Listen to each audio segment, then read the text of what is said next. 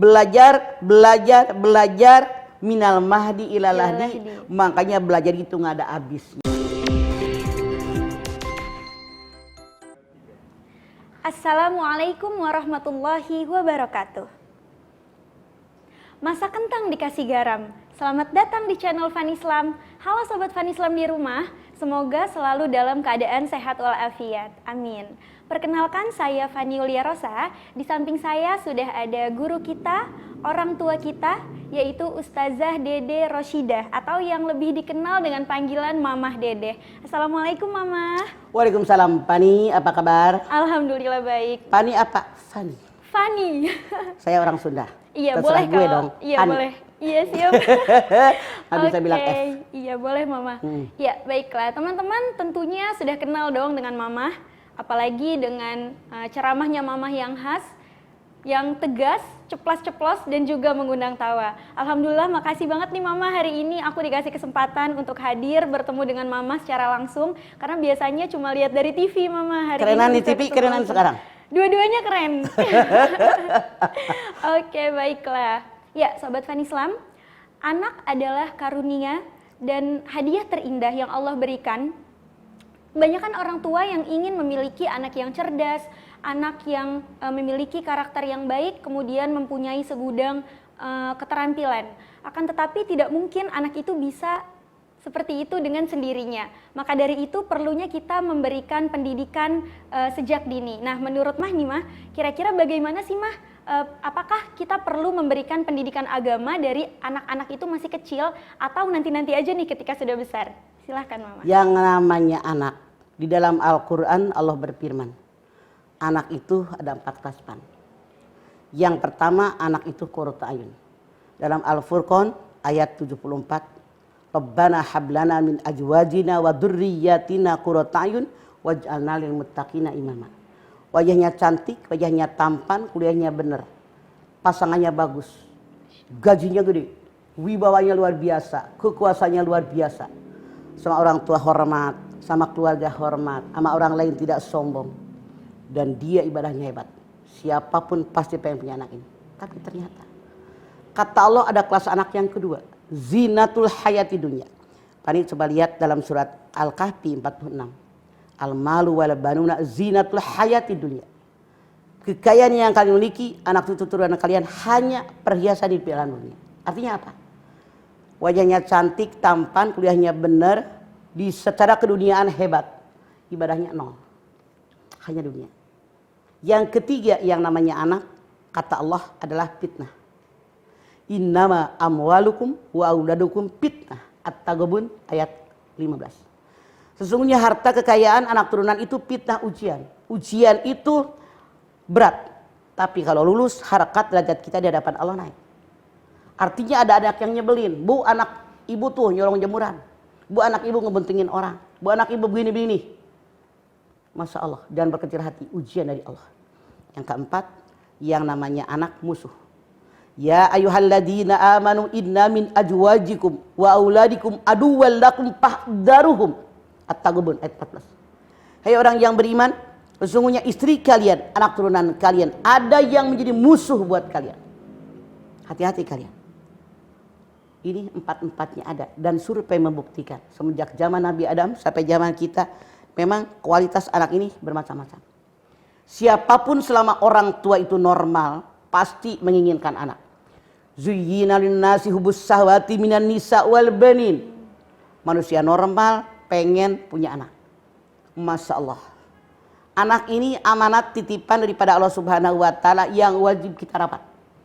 Wajib kita didik, wajib kita arahkan. Karena Allah berfirman, wal yasal ladzina law taraku min khalfihim dzurriyyatan li apa? An-Nisa ayat 9. Hendaklah kalian takut meninggalkan keturunan yang dhaif, yang lemah. Lemah fisik, lemah mental, lemah iman, lemah Islam, lemah ekonomi, lemah ilmu pengetahuan, lemah segala-galanya. Islam menghendaki yang kuat, kuat fisik, kuat mental, kuat iman, kuat Islam, kuat akidah, kuat ilmu pengetahuan, kuat ekonomi, itu yang dikehendaki oleh Islam. Bagaimana kita mengarahkan anak? Yang namanya para ahli mengatakan yang memberikan warna kepada anak-anak ada 4 faktor, Van. Yang pertama, faktor keluarga. Bagaimana kita memberikan contoh buat anak-anak turunan kita di rumah. Kalau kita pengen anak kita rajin sholat, kita dulu dong. Iya, Benar nggak? betul, Ma. Kalau kita pengen anak-anak kita rajin sedekah, kita dulu. Kalau kita kepengen anak-anak kita akrab dengan yang lain, kita dulu akrab dengan keluarga. Kalau kita pengen anak-anak banyak sedekah, kita dulu. Kalau kita pengen anak-anak misalnya dur maghrib, emaknya nonton TV, sholat. Kira-kira anaknya sholat ngapain? Belum tentu. Iya. Paling dibalikin, mama aja nonton TV. Makanya Rasul mengajarkan ibda binafsi. Dimulai dengan diri kita, baru mengajak anak-anak. Rumah tangga dan keluarga. Yang kedua, faktor yang memberikan warna kepada seorang anak, sekolah. Sekarang di Jakarta, Masya Allah, sekolah yang ujungnya IT tuh, Masya Allah, yang pelajaran agamanya lebih banyak dari pelajaran umum, itu banyak.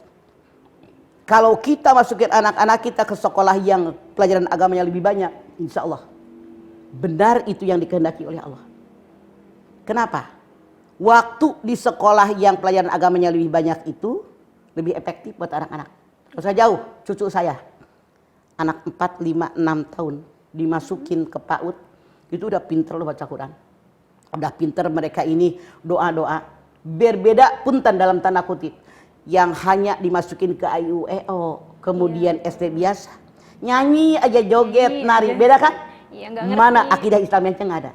Makanya kita sebagai seorang muslim, arahkan anak-anak kita, masukkan di sekolah-sekolah yang akidah Islamnya ditanamkan sejak dini. Kenapa?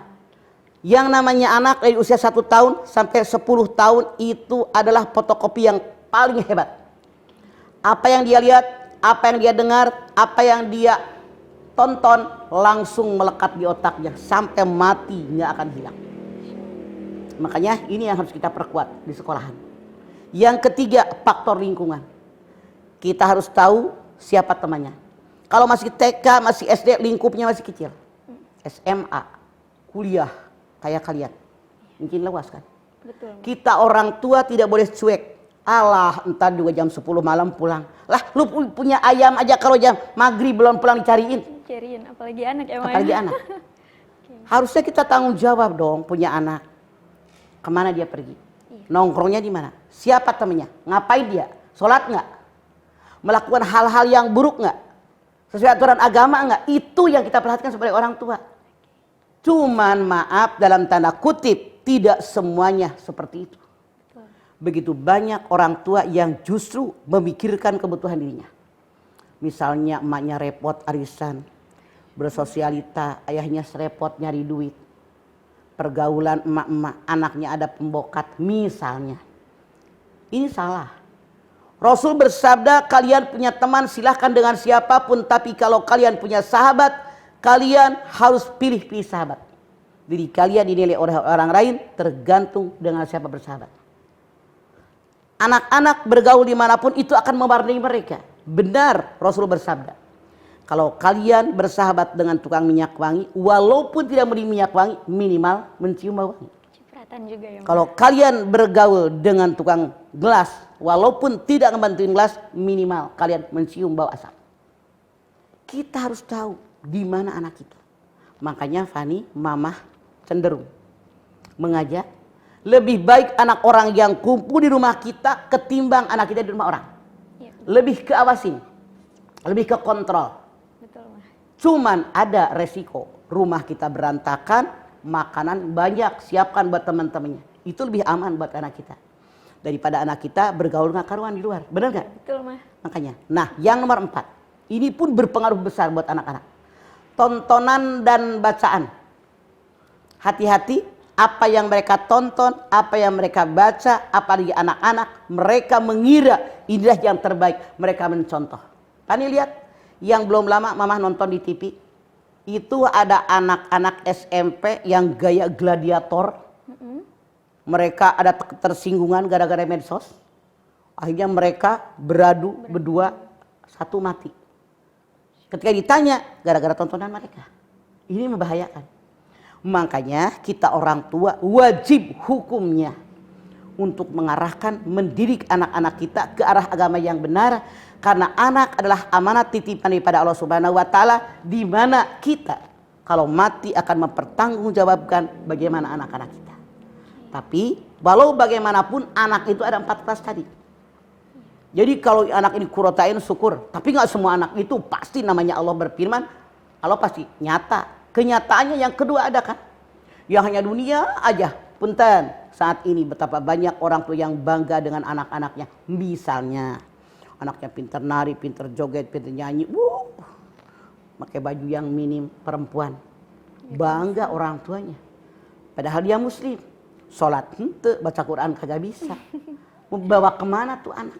Jadi kita bertanggung jawab ke arah mana anak-anak kita arahkan. Kalau misalnya Pani bilang dari dini ya dari perut. Nih Pani, Mama ketemu orang-orang emaknya di mana anak-anaknya umur 7 tahun, 8 tahun sudah hafal Al-Qur'an 30 juz. Ternyata mereka mengatakan umur di perut. Murotal Al-Qur'an dibaca di mana-mana, di setel di rumah, di mobil. Anak lahir terus disuapin, ditetein, tuh murotal nggak habis-habis. Terbiasa. Emaknya baca Quran. Jadi ketika anak-anak semenjak dalam kandungan disusuin terus mendengarkan ayat-ayat Al-Quran, begitu mereka membaca, menghafalnya lebih mudah melekat. Karena apa? Seolah-olah sudah ada dalam dirinya. Setiap saat sudah melekat. Makanya di kita banyak yang salah, Fani. Mana yang salah? 4 bulan hamil syukuran tetangga yang pada baca Quran. Iya, Baca surat Maryam, baca surat Yusuf. Maknya bapaknya baca Quran aja kagak bisa. Harusnya calon ayah, calon ibu semenjak bayi dalam kandungan dipersiapkan. Ini loh, saya seorang muslim harus punya anak seperti ini. Persiapkan, bukan hanya anaknya, diri kita dulu yang beranak. Ya enggak? Iya, betul. Begitu Islam mengajarkan, gitu Fan. Jadi sangat wajib kita sebagai orang tua semenjak awal mengarahkan, membimbing anak-anak turunan kita, karena mereka adalah generasi yang akan datang yang akan menggantikan kita. Begitu Pani. Oke, baik. Jadi nggak cuma dalam bahasa Inggris, dalam MTK, dalam sains, tapi ilmu Itu agama juga harus unggul. Itu ya, artinya Mah, ya? anak yang kelas 2 Al-Kahfi ayat 46. Salah. Siap. Ya. Gitu. Oke, nah sebentar lagi nih Mah, kita kan akan memasuki bulan suci Ramadan ya Mah.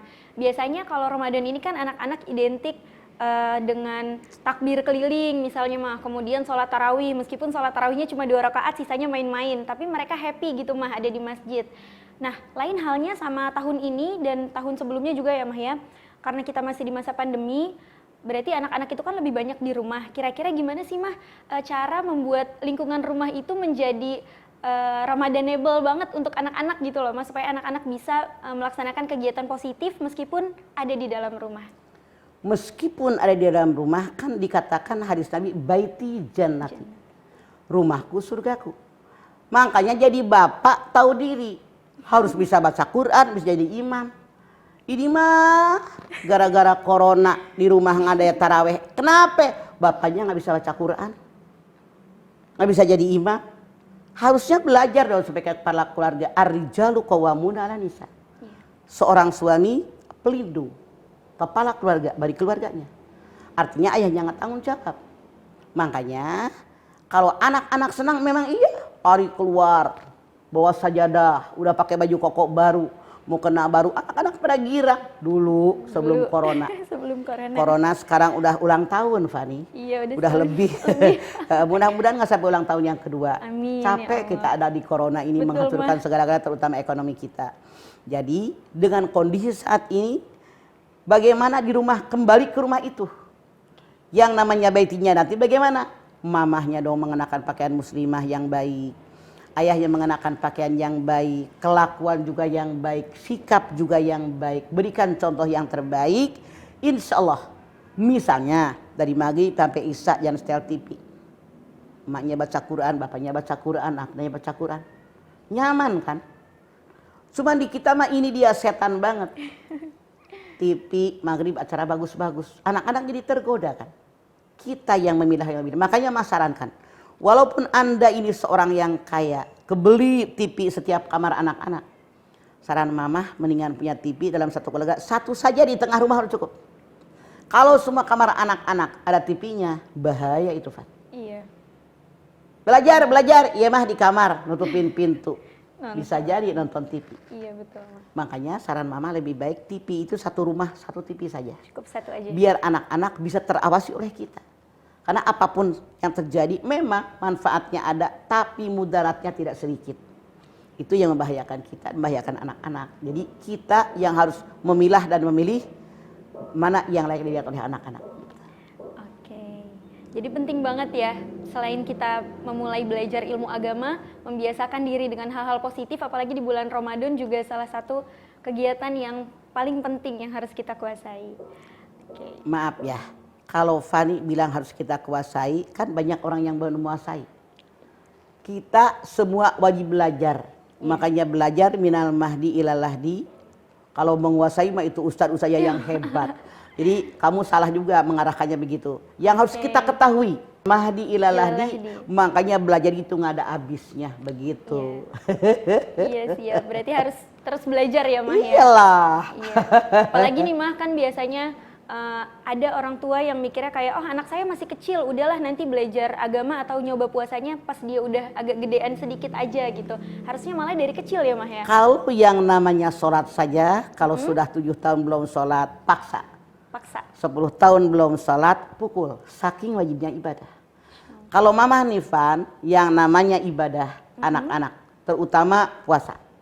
Cucu Mama itu ada 13. Masya Allah. Cucu Mama itu rata-rata 3 tahun, 4 tahun sudah dilatih untuk puasa. Misalnya 3 tahun, 4 tahun sampai jam 10, sampai jam 11. Besok lagi sampai jam 2, besok lagi sampai jam 4. Alhamdulillah cucu-cucu yang sudah gede dari usia 5 tahun. Mereka sudah bisa berpuasa sebulan suntuk. Karena latihan. Makanya peribahasa mengatakan Allah bisa karena biasa.